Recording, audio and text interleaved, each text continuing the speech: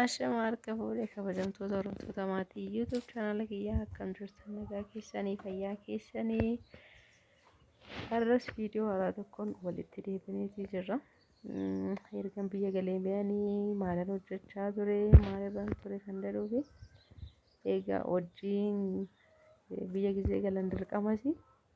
Kanaaf jecha immoo xiqqoo ishee hundursaa dhufanii dhugaa dubbachuu jireenyi biyyaa baay'ee natti ulfaate.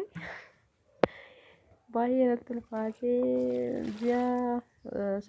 ji'oottan sadeen jalqaba bakka jaan beekanii maaliif jennaan xiqqoo ishee ergan biyyaa deemes tureera waan ta'eef qaala'insi jireenya akkuma beektan jijjiiramee jira.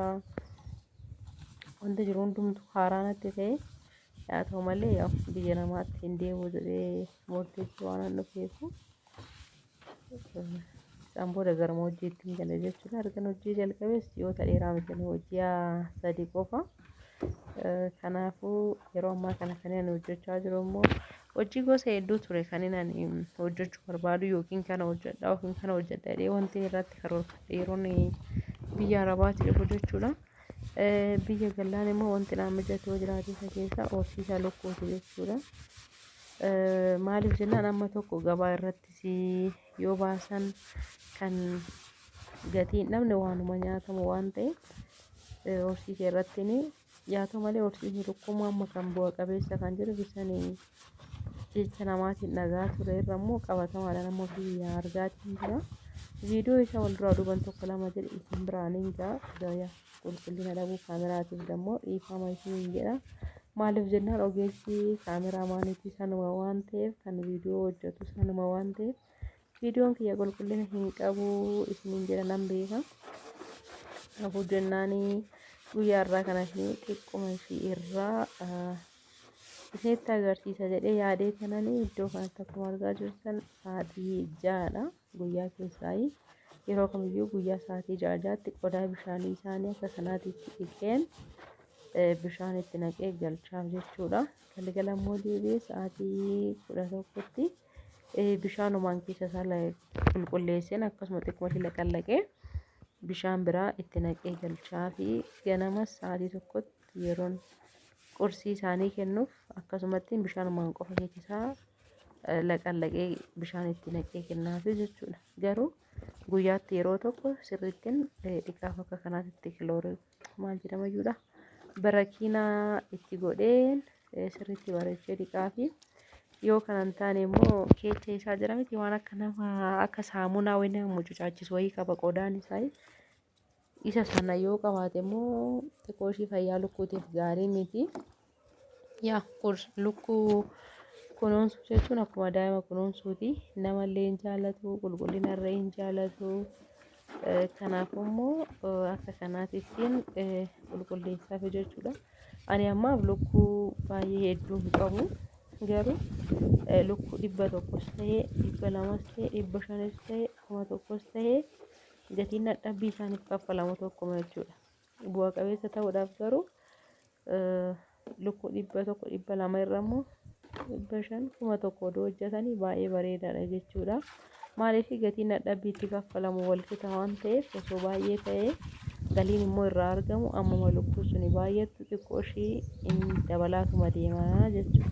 Kanaafuu ani amma yeroodhaaf garuu lukkuudhuma muraasa isaanii irratti ilaaluudhaaf jedheetiin lukkuu muraasa galchee erganii fidee ji'a 3 yeroo baay'ee lukkuuleen kan argaman kan ji'a 2 hanga ji'a 3 jiranidha. Akka carraa ta'e garuu lukkuulee ji'a 5 kanuma buusuu gaaniin argadhe yeroon fidu sana jechuudha. Fidee galchee ji'a 1tti kan isaan hanqaaquu jalqabanii yeroo isaan immoo hanqaaquu jalqaban soomii faasigaa ture ramadaana ture. Kanaafuu inqulaaliin baay'ee tokko gabaa irratti gadi bu'ee nyaanni immoo guyyaadhaa guyyaatti hin dabala nyaanni lukkuu. Kana wajjin xiqqoo ishii bakka abdiidhumaan ji'oota guyyaa muraasas miti waan gisee dheeraas hin qabu. Kanatu jira ammoo ramadaannis ba'ee soomiin faasigaas ji'oota xumuraarra jira waan ta'eef hanqaaquun illee amma barbaadamaas jira ol deebi'aatis jira.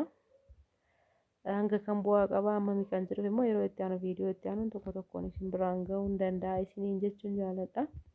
Iddoo kanatti immoo bishaan jaarikaa keessaa boombaan hin jirtu ture waraabee qodaa isaaniitti naqee fi gara keessaatti seensisaa fi galchaa fi jira jechuudha. Deebi'ee immoo kaameraa fudhadha. Kaameraan maaliin isaanuma waan ta'eef kanatti kan kaamerichi qulqullina dhabee malee otoo akka gara kiyyaatti kaameraa baay'ee bareedaa qulqullina qabu waraabuun barbaada ture.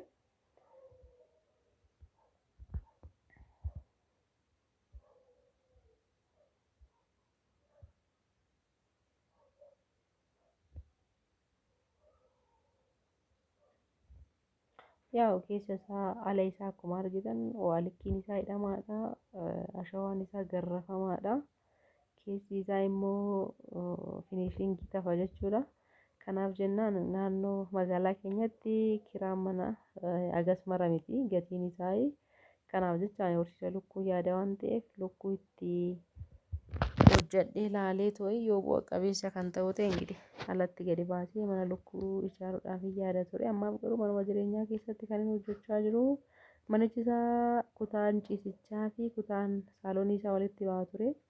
Kutaa ciisichaa isa ta'uu sana akka itti ol hin dabarre cufeetuman isa saalooniitti galchaa ture jechuudha. Manuma jireenyaatti kan inni horsiisaatii jiru mana kophaatti hin hojjennee fi gara fuulduraatti garuu maaltu akka ta'u wajjumaan laalla ammaa fi laabiraatooriin godhe jechuudha. Isa saaloonii ta'uu qabu san inuu asirraan gaadaa isaa ture. Akka kanaatitti itti hojjechaa jira jechuudha. Amma misaa isaanii nyaatanii bishaan isaanii dhuganii taragaggaanii dhaabbata qodaa kan galabatanii. Qodaa isaanii tokko kan gizee duraatti ture lafarra jira. Isa ogacha nyaatee raawwatan akkanatti kun bululluu godhu lafarra ittiin taphatu akka daa'imaatti jechuudha. Egaa